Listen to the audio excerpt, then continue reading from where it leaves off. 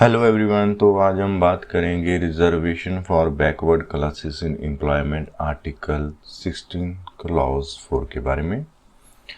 तो आज के इस लेक्चर में हम देखेंगे 16 clause 4 reservation for backward classes in employment enabling provisions, various जो लैंडमार्क जजमेंट हैं और जजमेंट ऑफ सुप्रीम कोर्ट है, specially Indira Sawhney versus union of India की जो लैंडमार्क 9 जजेस बेंच की जजमेंट है, हम उसके बारे में देखेंगे। मंडल कमीशन जो इम्पोर्टेंट है उसके बारे में हम ब्रीफ में देखेंगे।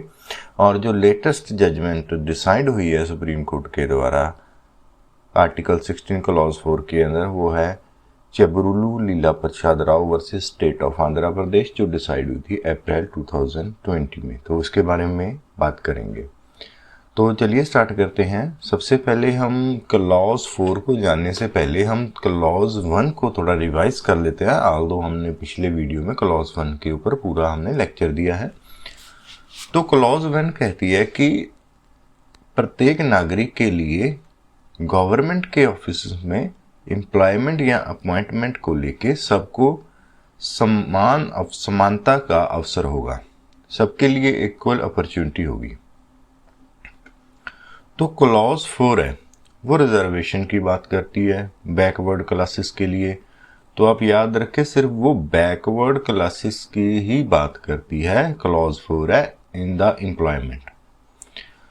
क्लॉज 4 कहती है कि nothing in this article shall prevent the state from making any provision for reservation of appointment or post in favor of any backward classes of citizen which in the opinion of state is not adequately represented in the services under the state। जो रोजगार में पछड़े वर्गों के लिए आरक्षण के अवसर हैं, उसमें से सरकार किसी के लिए रिजर्वेशन कर सकती है बैकवर्ड क्लासेस के लिए, अगर गवर्नमेंट को या सरकार को लगता है कि वह क्लास है जो बैकवर्ड क्लासेस है वो स्टेट की सर्विसेज में एडिक्वेटली रिप्रेजेंटेटेड नहीं है। तो इसमें हम कीवर्ड देखेंगे, reservation of appointment in favour of class of citizen in the opinion of the state not adequately represented. तो इस अनुच्छेद में कुछ भी ऐसा नहीं है कि नागरिकों के लिए, अगर पछड़ा वर्ग है उनके लिए अगर गवर्नमेंट कोई आरक्षण करती है तो उसको गवर्नमेंट को वो आरक्षण करने के लिए रोका जा सके। क्लॉज 4 का एम है वो है group backwardness. Group backwardness in the sense कि वह प्रत्येक सिटीजन को अलग अलग नहीं देगी, एक ग्रुप बनेगा जिसको बैकवर्ड क्लासेस के नाम से जाना जाएगा। अगर वो क्लॉज बैकवर्ड है तो उस क्लॉज को, उस पर्टिकुलर ग्रुप को बैकवर्ड की कैटेगरी में, बैकवर्ड की लिस्ट में शामिल कर लिया जाएगा। तो जो क्लॉज 4 है वो एक्सेप्शन नहीं है आर्टिकल 16 क्लॉज 1 की, being a part of equality, क्योंकि जो आर्टिकल 14 है, 15 है, 16 है, ये इक्वलिटी की बात करता है। तो जो क्लॉज 4 है वो इसकी एक्सेप्शन नहीं कही जा सकती। जैसे कि हमने बात कर रहे हैं कि ये ग्रुप बैकवर्डनेस की बात करता है। जो रिजर्वेशन है क्यों दी जाती है? रिजर्वेशन दी जाती है क्योंकि जो डिस्क्रिमिनेशन, डिसएडवांटेज हुआ है बैकवर्ड क्लासेस से शेड्यूल कास्ट को, शेड्यूल ट्राइब को, सदियों से उनके साथ वो डिसएडवांटेज या डिस्क्रिमिनेशन होता आया। तो जब इंडियन कॉन्स्टिट्यूशन कमेंस हुआ तो इस जो ईवल है इसको इरेक्ट करने के लिए, इसको ख़त्म करने के लिए जो रिजर्वेशन है वो बैकवर्ड क्लास की ST, SC जो ट्राइब है उनको जो गवर्नमेंट में पावर में शेयरिंग करने के लिए रिजर्वेशन प्रोवाइड कराई गई थी।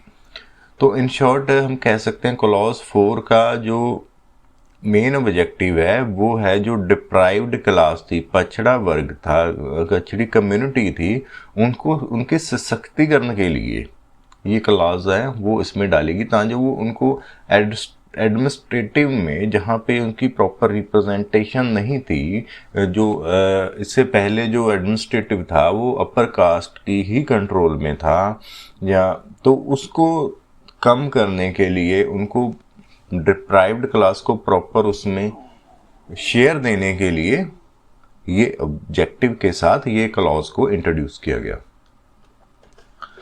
तो ये एक एनेबलिंग प्रोविजन है। Enabling provision in the sense कि ये गवर्नमेंट को एनेबल करती है। ये गवर्नमेंट के ऊपर या स्टेट के ऊपर कोई ऑब्लिगेशन कास्ट नहीं करती है, गवर्नमेंट के ऊपर कोई जिम्मेदारी नहीं है कि वह रिजर्वेशन दे बैकवर्ड क्लासेस को, और ना ही backward classes as a right इसको क्लेम कर सकते हैं। ये सिर्फ एनेबलिंग प्रोविजन है जिसके तहत गवर्नमेंट की ये डिस्क्रिशन है कि वह उस क्लास के अंदर रिजर्वेशन प्रोवाइड करवाती है या नहीं करवाती है। तो 2019 में सुप्रीम कोर्ट ने नीरव कुमार दिलीप भाई Makwana versus state public service commission Gujarat में जो डिसाइड हुआ था उसमें ये हेल्ड किया था कि ये सिर्फ एक एनेबलिंग प्रोविजन है। इस केस में एक रिजर्व कैटेगरी का कैंडिडेट जिसने एज रिलैक्सेशन थी, वो रिजर्व सिलेक्शन के प्रोसेस वो रिजर्व कैटेगरी के अंतर्गत ले ली, और बाद में वो चाह रहा था कि उसकी जो अकोमोडेशन है उसको माइग्रेट किया जाए जनरल कैटेगरी की सीट में, जब उसके नंबर जनरल कैटेगरी के अप टू आए। तो कॉन्स्टिट्यूशन की ये जो एनेबलिंग प्रोविजन है इसके तहत सुप्रीम कोर्ट ने हेल्ड किया कि ये एक एनेबलिंग प्रोविजन है जो स्टेट को पावर देती है रिजर्वेशन के लिए अपॉइंटमेंट और पोस्ट में किसी भी बैकवर्ड या पछड़े वर्ग के हित में लिए जो कि स्टेट को लगता है वो एडिक्वेटली रिप्रेजेंटेटेड नहीं है सर्विस में। ये एक प्योरली एक discretion of the state government है to formulate as to policy कि कौन सी वो पॉलिसी, चाहे वो कंसेशन दे, एग्जम्पशन दे, कोई प्रेफरेंस दे या किसी रिलैक्सेशन दे, चाहे वो रिलैक्सेशन कंडीशनल हो या अनकंडीशनल हो किसी भी बैकवर्ड क्लासेस ऑफ सिटीजन के लिए। तो ये डिस्क्रिशन है, ये बाइंडिंग नहीं है, किसी भी एक्सटेंड तक हो सकती है, has to be spelled out. जो अगर कोई भी ऐसी रिजर्वेशन है वो कैसे वाजिब है या नहीं वाजिब है, जो गवर्नमेंट के ऑर्डर हैं वो उससे एक्सट्रैक्ट किया जा सकता है। तो सुप्रीम कोर्ट ने ये हेल्ड किया जो एज रिलैक्सेशन है अगर ग्रांट की गई है SC ST या अदर बैकवर्ड क्लासेस को, अगर उन्होंने कैटेगरी में लिया है तो बाद में वो इसमें नहीं आ सकते। एक ये इंसिडेंस ऑफ रिजर्वेशन है क्लॉज 4 के अंदर कॉन्स्टिट्यूशन के। सुप्रीम कोर्ट की बहुत सी जजमेंट हैं रिजर्वेशन के ऊपर, बट जो सब जजमेंट थी वो अलग अलग डिफरेंट एस्पेक्ट थे, डिफरेंट ओपिनियन दे रहे थे। तो एक फाइनल लॉ सेटल करने के लिए 9 जजेस की स्पेशल बेंच कॉन्स्टिट्यूट की गई। केस का नाम था Indira Sawhney versus union of India, और finally reservation for other backward classes के लिए एक फाइनली लॉ है जो एक गाइडिंग प्रिंसिपल है वो इस जजमेंट में सेटल हो गए। इससे पहले कि हम वो वेरियस जजमेंट ये इंदिरा साहनी का केस देखें, उससे पहले हम जो इससे पहले की जो जजमेंट थी, ये लैंडमार्क जजमेंट थी, हम उसके बारे में थोड़ा सा ब्रीफ में देखते हैं। तो जो पहली थी वो थी MR Balaji versus state of Mysore 1963 में। इसमें जो ऑर्डर था गवर्नमेंट की तरफ से वो 68% थी, वो सीट थी, रिजर्वेशन थी इंजीनियरिंग एंड मेडिकल कॉलेजेस में और अदर टेक्निकल इंस्टीट्यूशन में जो educationally and socially backward classes थे, शेड्यूल कास्ट शेड्यूल ट्राइब के लिए, और सिर्फ 32% जो सीट थी वो मेरिट पूल में थी, जनरल कोटे में थी। कोर्ट ने ये हेल्ड किया अभी रिजर्वेशन है वो 50% से नहीं ऊपर जा सकती एक सिंगल ईयर में। उसी ईयर में जिस ईयर अपॉइंटमेंट हो रही है उस ईयर में 50% से ऊपर रिजर्वेशन नहीं हो सकती। अगर वो है तो वो अनकॉन्स्टिट्यूशनल एंड इनवैलिड है, क्योंकि ये आर्टिकल 16 क्लॉज 1 में जो इक्वलिटी का प्रिंसिपल दिया हुआ है उसको डिस्ट्रॉय करती है। उसके बाद जो केस आता है वो Devadasan versus union of India AIR 1964 में आता है, जिस केस को कैरी फॉरवर्ड रूल के नाम से भी जाना जाता है। तो आप इस कीवर्ड को याद रखें, carry forward rules, Devadasan versus union of India case. तो गवर्नमेंट ने रूल्स बनाए थे मई 7, 1955 को। इसके अंतर्गत गवर्नमेंट ने ये रूल था कि जो रिजर्वेशन ऑफ पोस्ट है बैकवर्ड क्लासेस के लिए, शेड्यूल्ड कास्ट के लिए, शेड्यूल्ड ट्राइब के लिए, अगर वो उस साल में फिल नहीं होती है वैकेंसी तो नेक्स्ट ईयर में और उसके बाद के ईयर में भी वो जो अनरिजर्व्ड वैकेंसी है वो रिजर्व कैंडिडेट के लिए कैरी फॉरवर्ड हो जाएंगी। कोर्ट ने हेल्ड किया कि जो कैरी फॉरवर्ड रूल है वो एप्लीकेंट को जो एससी एंड एसटी के कैटेगरी के हैं उसके तहत उनको 50% से रिजर्वेशन ज़्यादा मिल रही है, जो कि अनकॉन्स्टिट्यूशनल है। क्योंकि एसटी एंड एसटी कैंडिडेट वो साल में नहीं थे तो जो अनफिल्ड वैकेंसी थी वो कैरी फॉरवर्ड की गई। तो कैरी फॉरवर्ड करते करते जब वो तीसरे साल में पहुंची, that is in the year of 1961, तो जो टोटल अपॉइंटमेंट हुई थी 45 अपॉइंटमेंट हुई थी, उसमें से 45 अपॉइंटमेंट थी उसमें से 29 अपॉइंटमेंट ही की गई और जो वो शेड्यूल कास्ट और शेड्यूल ट्राइब, तो जो इनका टोटल अपॉइंटमेंट का परसेंटेज था वो 65% चला गया, जो कि वायलेशन थी जो रूल था 50% रिजर्वेशन का, उसको उसने एक्सीड किया। उसके बाद जो जजमेंट आई वो state of Kerala versus N M. Thomas की जजमेंट थी 1976 में। Rule 3 sub clause A of Kerala state subordinate service rule 1958 को चैलेंज किया गया कि इस रूल के तहत कि no person shall be eligible for appointment to any service और in post unless he possesses special qualification और पोजेस सच टेस्ट। इस रूल के टेस्ट एक जो टेस्ट था एम्प्लॉय के लिए प्रमोशन के लिए उसको ऑब्लिगेटरी कर दिया गया, उसको लिए कर दिया गया। बट जो इसके ज़्यादा एग्जम्पशन दी गई थी वो एसटी एंड एसटी कैंडिडेट को दी गई थी, उनको 2 साल एक्स्ट्रा टेस्ट को क्लियर करने के लिए दिए गए थे। तो कोर्ट ने ये हेल्ड किया कि जो क्लासिफिकेशन है एम्प्लॉय की belonging to ST and ST category और उनको उस क्लासिफिकेशन के अंतर्गत 2 साल का ज़्यादा समय दिया गया है टेस्ट पास करने के लिए प्रमोशन में, वो एक जस्ट एंड रीजनेबल क्लासिफिकेशन है जिसका एक रैशनल नेक्सस है ऑब्जेक्ट के साथ कि ताकि उनको भी एक इक्वल अपॉर्चुनिटी दी जा सके। उसके बाद K C Vasanth Kumar versus state of Kerala 1985 में, इसमें क्वेश्चन में था वैलिडिटी ऑफ मीन्स टेस्ट जो कि अडॉप्ट किया गया था स्टेट गवर्नमेंट केरला के द्वारा। मीन्स टेस्ट क्या होता है? मीन टेस्ट होता है कि एक इंडिविजुअल या कोई फैमिली है उसकी इनकम के बेस पे उसकी असेसमेंट की जाती है कि वह जो गवर्नमेंट की वेलफेयर स्कीम्स हैं या उसका कोई बेनिफिट वो फैमिली ले सकती है या नहीं ले सकती विदाउट किसी हेल्प के, वो अपना गुजारा कर सकते हैं नहीं कर सकते। तो इस केस में कोर्ट ने कमीशन के लिए कुछ गाइडलाइंस थी वो बनाई। तो सबसे पहली थी the reservation in favour of scheduled caste and scheduled tribe must continue to as present. जो रिजर्वेशन चल रही है वो एट प्रेजेंट रहेगी without the application of means test. इसमें मीन्स टेस्ट एप्लीकेबल नहीं होगा for the exceeding not 15 years. उसके बाद कोर्ट ने सेकंड कहा कि टेस्ट है वो इकोनॉमिक बैकवर्डनेस के means test, that is to say the test of economic backwardness. जो टेस्ट है वो इकोनॉमिक बैकवर्डनेस को देखता है, ought to be made applicable even to schedule caste और शेड्यूल ट्राइब। जो मीन टेस्ट है वो 15 साल तक लागू नहीं रहेगा, 15 साल के बाद वो मीन टेस्ट है वो एप्लीकेबल होगा, इवन वो एससी एंड एसटी कैटेगरी के लिए भी एप्लीकेबल हो जाएगा। उसके बाद जो थर्ड आती है वो है बैकवर्ड क्लासेस में। जो अदर बैकवर्ड क्लासेस कंसर्न है 2 तरह के टेस्ट उसमें किए जाएंगे। सबसे पहला कि वह कंपेरेबल होंगे शेड्यूल कास्ट और शेड्यूल ट्राइब के साथ in their matter of their backwardness. क्या वो बैकवर्डनेस है उसको कंपेयर किया जाएगा शेड्यूल कास्ट और शेड्यूल ट्राइब के साथ। सेकंड था कि वह मीन टेस्ट को सेटिस्फाई करते हैं जो गवर्नमेंट के द्वारा ले डाउन किया जाएगा। तो फोर्थ जो गाइडिंग प्रिंसिपल था उसमें कहा गया था कि जो रिजर्वेशन की पॉलिसी एम्प्लॉयमेंट में, एजुकेशन में या लेजिस्लेशन इंस्टीट्यूशन में वो हर 5 साल बाद रिव्यू की जाए, ताकि जो प्रत्येक व्यक्ति को एक अपॉर्चुनिटी मिले कि वो जो उसमें रेक्टिफाई करना है, कोई पर्टिकुलर फैक्ट कुछ नए आए हैं उसको रेक्टिफाई किया जाए। लोगों को बैकवर्ड या नॉन बैकवर्ड के लिए उनके अपने व्यू ली जाए, उनकी डिबेट हो, प्रैक्टिकली इम्पैक्ट क्या हो रहा है उस रिजर्वेशन का, तो ये सारी चीज़ें उस पर देखी जाए।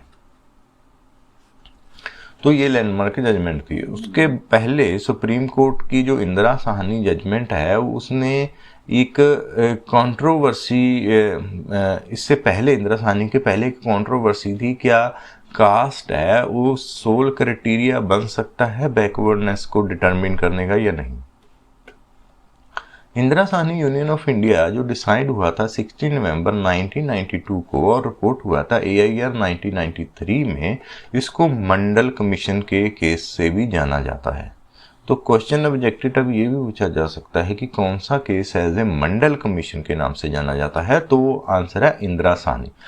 मंडल कमीशन के नाम से क्यों जाना जाता है? मंडल कमीशन के नाम से इसलिए जाना जाता है क्योंकि इस केस से पहले मंडल कमीशन बनाया गया था बैकवर्ड क्लासेस को डिटरमिन करने के लिए। उस मंडल कमीशन के ऊपर कंट्रोवर्सी हुई और पूरे देश में एजिटेशन हुए, तो उसके बाद ये केस सामने आया। इसके अंतर्गत एक 9 जजेस का बेंच है वो कॉन्स्टिट्यूट किया, जिसने फाइनली इसको सेटल किया। इससे पहले हम थोड़ा सा मंडल कमीशन के बारे में ब्रीफ में देख लेते हैं। मंडल कमीशन को अपॉइंट किया था इन द ईयर ऑफ 1979 में आर्टिकल 340 के तहत प्रेसिडेंट ऑफ इंडिया द्वारा। इसको अपॉइंट किया गया था, जो बैकवर्ड क्लासेस कमीशन है इसको अपॉइंट किया गया था कि ये इन्वेस्टिगेट करे सोशली और एजुकेशनल बैकवर्ड जो क्लासेस हैं इंडिया की टेरिटरी में, उसको डिटरमिन करने के लिए कौन सी क्लासेस बैकवर्ड क्लासेस हैं उसको डिटरमिन करने के लिए किया गया था।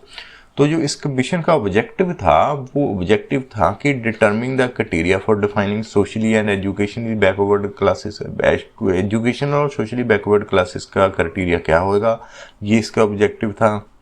डिजायरेबिलिटी और अदरवाइज मेकिंग द प्रोविजन, कौन कौन सी किस तरह से ऐसी प्रोविजन बन सकती हैं जो बैकवर्ड क्लासेस को अपलिफ्ट करने में या अपॉइंटमेंट में उनको हेल्पफुल हो। तो प्रॉपर वे अलग अलग फैक्टर है जो एग्जामिन करने के बाद कमीशन ने टोटल 11 फैक्टर या इंडिकेटर थे उनको डिटरमिन किया, जिसके तहत उन्होंने बैकवर्ड क्लासेस की एक डेफिनेशन या डिटर्मिनेशन की। तो ये इंडिकेटर्स में जैसे कि 3 ब्रॉड इंडिकेटर के अंतर्गत ये टोटल 11 जो इंडिकेटर थे वो हेड किए गए। जो पहला हेड था वो सोशल था, उसके बाद एजुकेशन था, उसके बाद इकोनॉमिक था। तो 3 ग्रुप के अंदर सोशल, एजुकेशन और इकोनॉमिक के अंदर उनको हेड करके 11 इंडिकेटर के तहत जो बैकवर्डनेस है उसका क्राइटेरिया डिसाइड किया गया। इसके अंदर पॉइंट सिस्टम के साथ उसको प्रॉपर तरीके से डिफाइन किया गया। तो जो इसका क्रक्स है मंडल कमीशन की रिपोर्ट थी, उसके तहत जो बैकवर्ड क्लासेस थी वो एक सिमिलर टाइप थी बैकवर्ड कास्ट के साथ। Backward classes means backward caste. तो कहीं ना कहीं जो मंडल कमीशन है उसने बैकवर्ड कास्ट को ही बैकवर्ड क्लासेस के नाम पे दिया गया। बाकी सारे फैक्ट उसने इग्नोर कर दिए, जैसे कि पावर्टी है और दूसरे जो इकोनॉमिकली फैक्टर हैं वो सारे इग्नोर करते हुए कास्ट को एक बेस बनाया गया आइडेंटिफिकेशन का। तो इस रिपोर्ट ने नेशन को 2 हिस्सों में डिवाइड कर दिया, बैकवर्ड क्लासेस और फॉरवर्ड क्लासेस। तो एक ह्यूज कंट्रोवर्सी इसके ऊपर हुई। Indira Sahni state of union of India में सुप्रीम कोर्ट ने रिजर्वेशन को लेके काफ़ी पॉइंट है वो फिक्स कर दिए, डिटरमिन कर दिए। तो सबसे पहला था कि क्लॉज 4 है वो एक एग्जॉस्टिव है, स्पेशल प्रोविजन है जिसके तहत बैकवर्ड क्लासेस ऑफ सिटीजन के लिए रिजर्वेशन की जा सकती है ना मैटर ऑफ एम्प्लॉयमेंट में। ये एक्सेप्शन नहीं है, ये एक इंस्टांस है क्लासिफिकेशन का जो कि परमिट किया गया। इंस्टांस एक पूरा उसका घटनाक्रम है जो कि परमिट करता है क्लॉज 1। एग्जॉस्टिव मीन्स वो अपने आप में ही एक कंप्लीट प्रोविजन है, इसको एक्सेप्शन के तौर पे नहीं देखा जा सकता। और सेकंड था कि जो बैकवर्ड क्लासेस ऑफ सिटीजन है वो कॉन्स्टिट्यूशन में कहीं भी डिफाइन नहीं किया गया। ये एक इंटीग्रल कनेक्शन है इसका कास्ट, ऑक्यूपेशन, पॉवर्टी और सोशल बैकवर्डनेस के साथ। अगर हम इसको इंडियन कंटेक्स्ट में देखते हैं तो जो लोअर कास्ट है उसको ट्रीट किया जाता है बैकवर्ड क्लासेस के साथ। तो कोर्ट ने हेल्ड किया पूरे डिस्कशन के बाद कि जो कास्ट है वो इटसेल्फ ही एक क्लास को कॉन्स्टिट्यूट करती है, कास्ट इटसेल्फ ही क्लास है। तो थर्ड था कि जो बैकवर्ड क्लासेस है हिंदू सोसाइटी में वो आइडेंटिफाई की जाती हैं कास्ट के साथ। तो इसके साथ उनके जो और क्राइटेरिया हैं, जैसे वो ट्रेडिशनली क्या उनका ऑक्यूपेशन रहा है, पॉवर्टी क्या है, कहाँ पे वो रह रहे हैं, उनकी लैक ऑफ एजुकेशन है इन कम्युनिटी, तो ये हिंदू कास्ट जो सोसाइटी उसमें तो ये आइडेंटिफिकेशन है कहीं ना कहीं। बट अगर जो दूसरी कम्युनिटी हैं जैसे जैन कम्युनिटी है, सिख कम्युनिटी है, तो उनमें ये क्राइटेरिया है वो एप्लीकेबल नहीं होता, रिकॉग्नाइज नहीं होता, क्योंकि वह जो है वो कास्ट सिस्टम को नहीं मानती। तो उसमें जो दूसरे क्राइटेरिया, इकोनॉमिक क्राइटेरिया, वो एप्लीकेबल होते हैं। तो बैकवर्ड क्लासेस है वो एक सोशल क्लास है। ये जरूरी नहीं है कि वह सोशल और एजुकेशनल दोनों ही हो। उसके बाद फिफ्थ था मीन टेस्ट। मीन टेस्ट के तहत जो इनकम लिमिट थी बैकवर्ड क्लासेस से एक्सक्लूड करने की, जो हायर इनकम ग्रुप के पीपल हैं उनको बैकवर्ड क्लासेस से एक्सक्लूड किया जाए, तो those whose income is above, अगर जो लोग उनकी जिनकी इनकम है उस लिमिट से अबव है उसको क्रीमी लेयर ट्रीट किया जाएगा। क्रीमी लेयर पे हम अलग से एक स्पेशल वीडियो इसके ऊपर हम अलग से बनाएं, क्योंकि ये टॉपिक बहुत वास्ट है, इसमें ये कवर नहीं किया जा सकता। तो क्रीमी लेयर को एक्सक्लूड करने के लिए गवर्नमेंट को ये बोला गया कि आप क्रीमी लेयर को on the basis of income आप इसको एक्सक्लूड करें। सिक्स्थ या वो प्रिंसिपल था कि रिजर्वेशन जो class must be backward and should not be adequately representative in the service under the state. Reservation लेने के लिए स्टेट के ओपिनियन में वो क्लास है वो एडिक्वेटली रिप्रेजेंटेटिव नहीं होनी चाहिए। तो सेवन था कि जो रिजर्वेशन है क्लॉज 4 के अंतर्गत वो 50% से एक्सीड नहीं करनी चाहिए। तो जो 50% का रूल है वो प्रत्येक साल ही एप्लीकेबल होगा। जिस साल में वो पोस्ट या वो अपॉइंटमेंट होनी है उसी साल में वो 50% से ज़्यादा की रिजर्वेशन नहीं होगी। तो कि यह जो टोटल स्ट्रेंथ है वो सर्विस है वो can not be related to the total strength of class. तो नाइन्थ प्रिंसिपल था कि जो रिजर्वेशन ऑफ पोस्ट है क्लॉज 4 के अंतर्गत वो सिर्फ इनिशियल अपॉइंटमेंट के लिए ही है, उसको आप जो रिजर्वेशन है प्रमोशन वगैरह के लिए नहीं आप उसको एक्सटेंड कर दे। तो इस नाइन्थ जो प्रिंसिपल दिया था इसके बाद जो रिजल्ट निकला कि रिजर्वेशन इन प्रमोशन जो थी वो 5 साल तक के लिए ही कंटिन्यू करने के लिए बोला था, नवंबर 1997 तक। तो इस कंडीशन की वजह से जो 77th अमेंडमेंट एक्ट 1995 हुआ था उसने ये लिमिट थी वो हटा दी क्लॉज 4A को इसमें कॉन्स्टिट्यूशन में ऐड करके, जिसके तहत जो रिजर्वेशन थी ST एंड ST के लिए वो प्रमोशन में भी कंटिन्यू करी गई। तो जो प्रिंसिपल था 10th प्रिंसिपल दिया गया था वो था कि जो बैकवर्डनेस होगी, क्योंकि हमने पहले देखा जो बैकवर्ड ऑफ क्लासेस है वो गवर्नमेंट टाइम टू टाइम उसको रिव्यू करती रहेगी और उसके लिस्ट को बनाती रहेगी। तो जो वो रिव्यू करेंगे या बैकवर्ड क्लासेस की आइडेंटिफिकेशन होगी वो सब्जेक्ट टू जुडिशियल रिव्यू होगी। तो उसके बाद जो लेटेस्ट जजमेंट डिसाइड हुई थी सुप्रीम कोर्ट द्वारा in the point of reservation वो थी Chebrolu Leela Prasad Rao versus state of Andhra Pradesh, जो अप्रैल 2020 को डिसाइड हुई थी। इसमें गवर्नमेंट का जो डिसीजन था 100% रिजर्वेशन का आंध्र प्रदेश गवर्नमेंट का ST कैंडिडेट को, तो जिसमें से 33% जो थी वुमेन पोस्ट वुमेन के लिए थी, टीचर की पोस्ट के लिए थी, शेड्यूल कास्ट या शेड्यूल ट्राइब के लिए शेड्यूल एरिया में आंध्र प्रदेश की, इसको चैलेंज किया गया था। तो क्वेश्चन अगेन वही था सुप्रीम कोर्ट के सामने, क्या 100% रिजर्वेशन परमिशेबल है? तो कोर्ट ने अगेन हेल्ड किया कि ये गवर्नमेंट जो फंक्शनरी है उससे एक्सपेक्ट किया जाता है कि जो डिक्टम है, जो प्रिंसिपल ले डाउन किए गए इंदिरा साहनी केस में, उसको वो फॉलो करे। तो ये गवर्नमेंट से एक्सेप्ट किया जाता है कि जो अदर डिसीजन है कि limit of reservation not to exceed 50% से ज़्यादा रिजर्वेशन नहीं है, तो इंदिरा साहनी केस को अपहेल्ड किया गया और गवर्नमेंट को ये सजेस्ट किया गया कि वह इस बात को, इंदिरा साहनी केस को ध्यान में रखें जब भी कोई वो ऐसे ऑर्डर पास करें, और रिजर्वेशन किसी भी हालात में 50% से ऊपर नहीं जानी चाहिए। उसके बाद जो सुप्रीम कोर्ट का केस था E V Chinnaiah versus state of Andhra Pradesh 2005 में, इसमें मंडल कमीशन के केस में जिसमें कि सब डिवीज़न की गई थी, सब क्लासिफिकेशन की गई थी, कोर्ट ने हेल्ड किया कि जो सब डिवीज़न है बैकवर्ड क्लासेस की मंडल कमीशन के केस में, वो SC एंड ST कैटेगरी में एप्लीकेबल नहीं होती है। सब क्लासिफिकेशन और सब ग्रुपिंग है वो ST एंड ST कैटेगरी में परमिटेड नहीं। तो ओवरऑल इस टॉपिक में इन शॉर्ट टर्म ये कह सकते हैं कि क्लॉज 4 है वो एक्सेप्शन नहीं है क्लॉज 1 की, ये एक एग्जॉस्टिव क्लॉज है।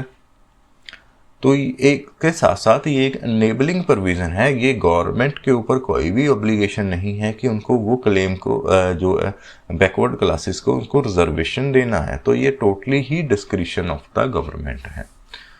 तो thank you for watching this video, thank you.